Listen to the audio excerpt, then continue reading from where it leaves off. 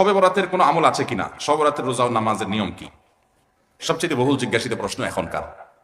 শবে বরাত আসছে, যেটাকে আসলে হাদিসের ভাষ্যে বলা হয়েছে মধ্য শাবানের রাত। শবে বরাত না, এটার হাদিসের ভাষ্যের নাম কি? মধ্য শাবানের রাত। এই মধ্য শাবানের রাত বা মধ্য শাবানের রজনী, এই রাতে যেটাকে আমরা শবে বরাত বলি, এই রাতে নামাজের নিয়ম কি?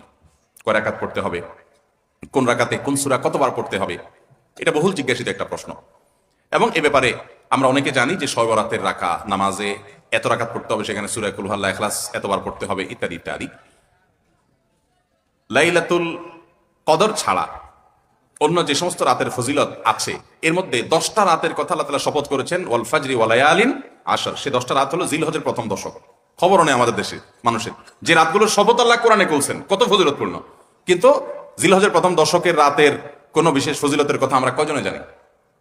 যাই হোক, মধ্য শাবান রজনীর কথা আমরা বেশি জানি শুধু না, সবচেয়ে বেশি আমরা এ রাতে ইবাদত বন্দেগীর চেষ্টা করি। তো সবচেয়ে বেশি চেষ্টা তো হওয়া উচিত হলো লাইলাতুল কদরে। এর পাশাপাশি যদি কেউ মধ্য শাবানের রাতে আল্লাহ তাআলার ক্ষমা লাভের চেষ্টা করে, সেটা দর্শনীয় না, সেটা জায়েজ। এই রাতের এতটুকু ফজিলত অবশ্যই প্রমাণিত যে আল্লাহ রাব্বুল আলামিন এই রাতে হিংসুক ছাড়া, মুশরিক ছাড়া বাকি মানুষগুলোকে সাধারণ ক্ষমা ঘোষণা করেন। অতএব এই রাতের একেবারে কোনোই ফজিলত নেই, ব্যাপারটা সেরকম না। বিভিন্ন হাদিসের আলোকে এটুকু অন্তত সাব্যস্ত হয় যে আল্লাহ তাআলা হিংসুক এবং আপনার মুশরিক ছাড়া, মানুষের পিছিয়ে লাগে শত্রুতা, এই মানুষরা বাকি মানুষ থেকে মাফ করে। তাহলে মধ্য শাবানের রাত বা যেটাকে শবরাত বলছি আমরা, এই রাতের মূল আমলই হলো, এটাকে কেন্দ্র করে মূল আমলই হলো নিজেকে শিরক এবং হিংসা থেকে পরিচ্ছন্ন করা, সাধারণ ক্ষমার উপযুক্ত করা। এটা হলো মূল আমল, বাস।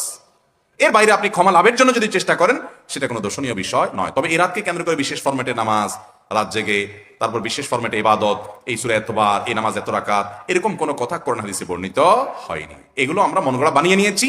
এবং যদি এরকম কোনো ফরম্যাট আমরা ঠিক করে নিয়ে সেভাবে ইবাদত করাটাকে আমরা এই রাতের আমল, শরিয়া সিদ্ধ আমল মনে করি বা সুন্নাহ আমল মনে করি বা কোন নির্দিষ্ট আমল মনে করি, তো একটা বেদাতে পর্যবেসিত হবে।